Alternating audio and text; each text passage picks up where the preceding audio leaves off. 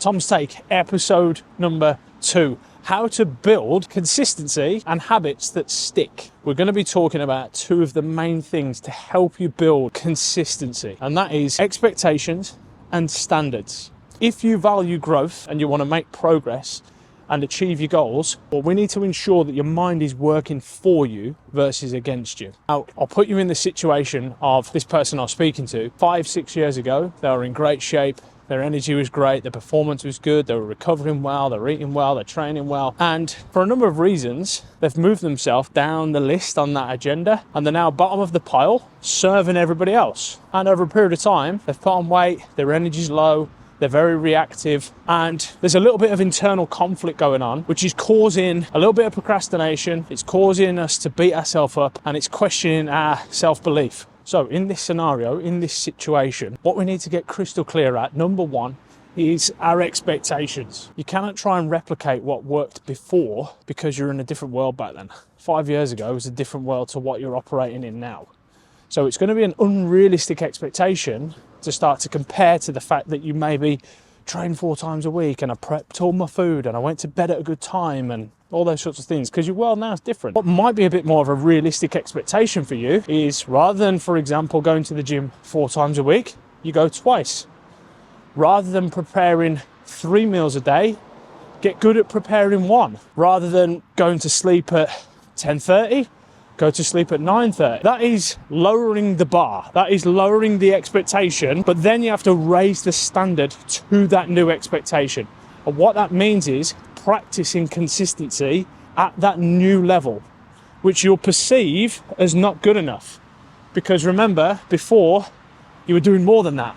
But again, that's not the world that you live in now. You live in the now. You live today in your environment, in your world today. Point number 2, because of that new standard and expectation, it's a new identity. And it means that in order to solidify that, we've now got to start to practice how to win by going from an inner critic to an inner coach.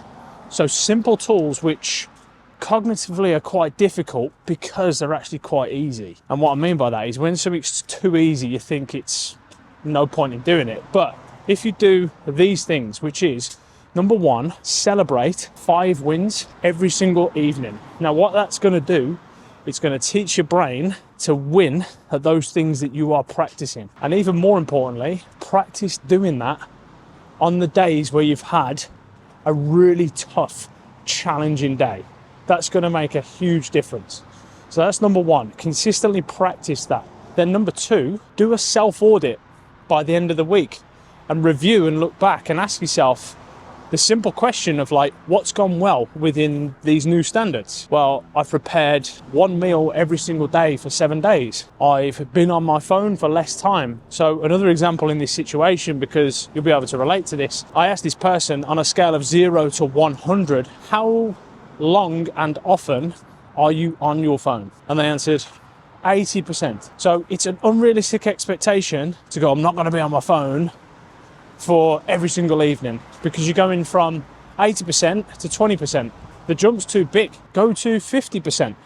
So that might just look like, right, every single Friday at 8 p.m, I turn my phone off until Saturday morning. That is a very small expectation, but you can raise the standard to that, because at the minute, you're not doing any of it. You're on your phone too much, for example. Learning how to win is step number 1. Step number 2 is doing a self-audit every 7 to 14 days and looking back at those wins and asking yourself, well, what's gone well, what hasn't gone well, and how do I improve?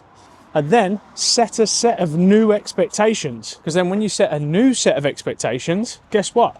You raise the standard again. This is going to take practice, it's going to take patience, it's going to take a little bit of time. And more importantly, it's going to take consistency. Consistency at you lowering that barrier to entry on your new expectations and your new standards to move the needle just a little bit at a time. Don't take too much of a big chunk, because it's probably too big and you set your sights too big and it's too broad. Get really specific on those things. And also feel free to drop me a DM on Instagram if you want someone in your corner helping you out on the actions you should be taking to move the needle towards your goals.